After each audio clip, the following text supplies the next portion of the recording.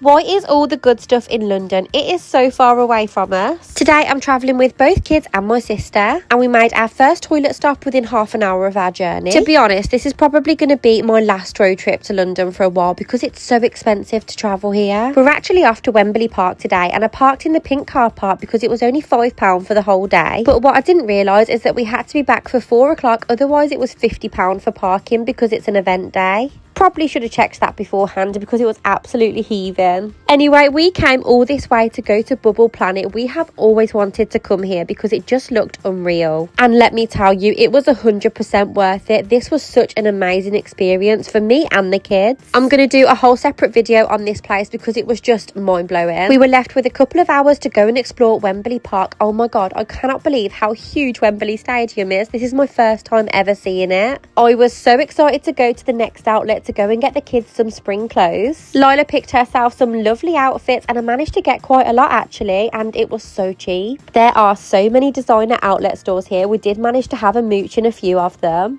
I don't think anything of buying kids clothes, but when it comes to myself, I just wouldn't spend it on me. Although one thing I did really want to treat myself to was the new Lindt Dubai chocolate. I was so excited that they were fully stocked, and so was Lila because she absolutely loves this. And I thought I'd also try these because I'm loving pistachio at the moment. We finished our day off at Wembley Park just so the kids could burn some steam off before sitting in the car for hours. Getting back to the car for 4 means we're travelling at rush hour. How great is that? We stopped at the services about an hour into our journey so we could get the kids some food. Luca was clearly loving this cheeseburger. He was making me laugh doing this after every bite. The kids coped so well with the travelling and they didn't even nap in the car. We got back at 8 o'clock at night and they were so excited to see Dad.